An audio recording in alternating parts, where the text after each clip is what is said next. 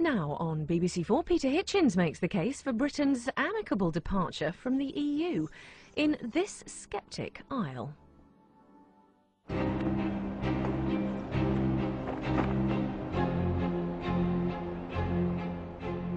"200 years ago, at Trafalgar, in one of the most ferocious sea battles in world history, British independence was saved for more than a century, mainly by actions commanded from this ship." And now our national independence is under threat once again, this time not from cannon fire and musket shots, but from the slow tide of regulations, edicts, decrees and treaties from the European Union in Brussels. Our independence from the continent had meant a unique form of liberty under the law, prosperity, global power and trade, and a flourishing, distinct culture. Our trusted institutions, from our free parliament to our unarmed police force, grew out of this precarious independence. But now, as rule from Brussels eats away at all these things, an instinctive skepticism has taken root among many of us. In this journey, I'll explain how for the past 3 decades we've been signing away our independence. I feel it's a sad story of dishonesty and evasion.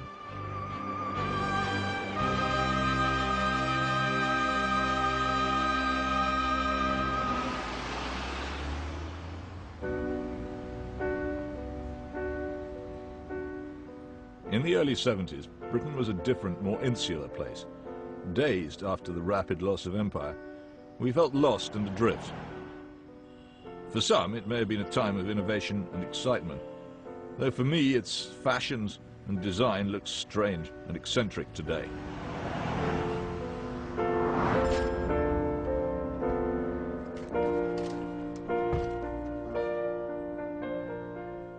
I remember this era as bleak, scruffy, apprehensive, and grey.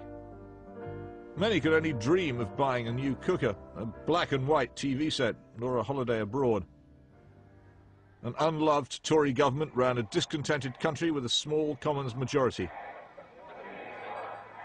Edward Heath was Prime Minister. Our purpose is not to divide, but to unite.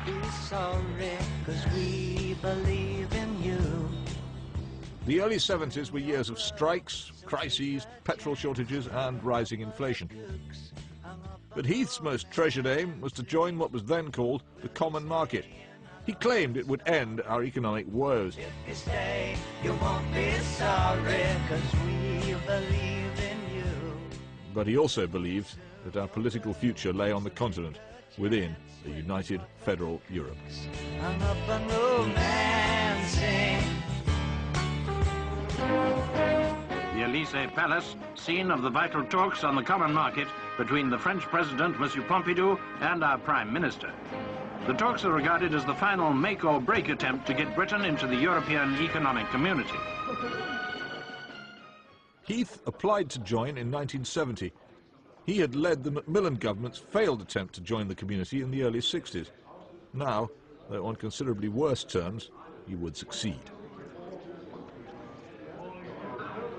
These are the beliefs which I am now convinced after these talks will carry us through to the conclusion of this great enterprise. Merci, mesdames et messieurs.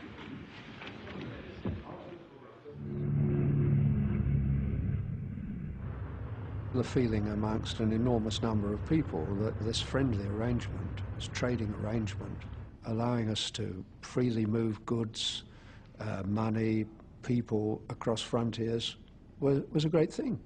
But there were lots of problems that we could solve together. Environmental problems, problems of decaying industries.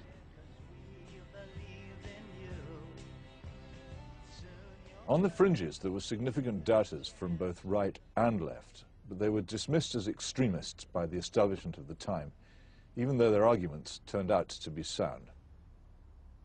You've done it all. You've broken every code. The leading Tory skeptic was Enoch Powell, a pale, intense intellectual.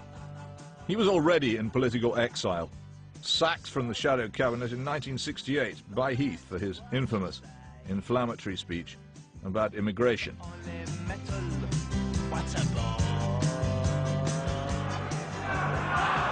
Chairman, thank you, ladies and gentlemen, for your intelligent reception. For many, his message on Europe was drowned out by his stance on immigration. Back then, the sceptics, known as anti-marketeers, were a small and isolated band. What turned me from an ardent pro-marketeer into an increasingly sceptical one, Enoch Powell. I was quite close to him. Thank you. The basic argument was that sovereignty really lay in national parliament, and that it would be very unwise to transfer the authority of government.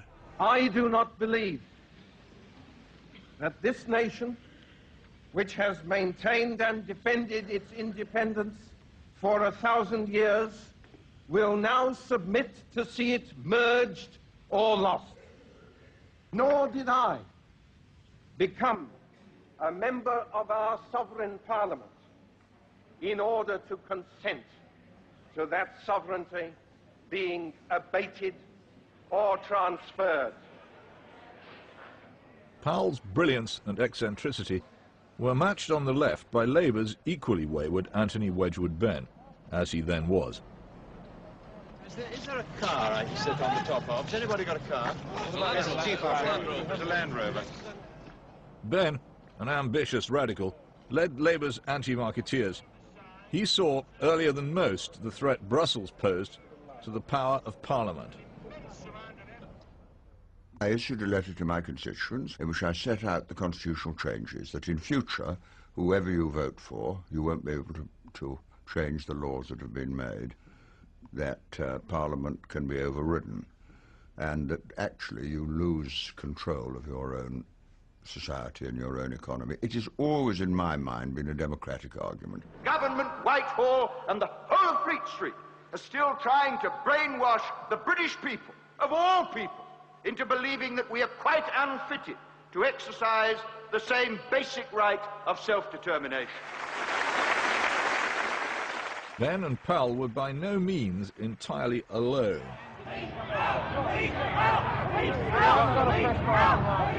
On the streets, opposition came from those most directly affected, British farmers. They feared, with good reason, the Common Agricultural Policy. But Ted Heath insisted that a golden future beckoned for all. Those who are concerned with industry have become more and more strongly in support. They believe that Europe is going to give us the market on which we can sell our goods and they can expand. And then once again, that means jobs. Help the British home grower! Help! Help! Help the British home grower!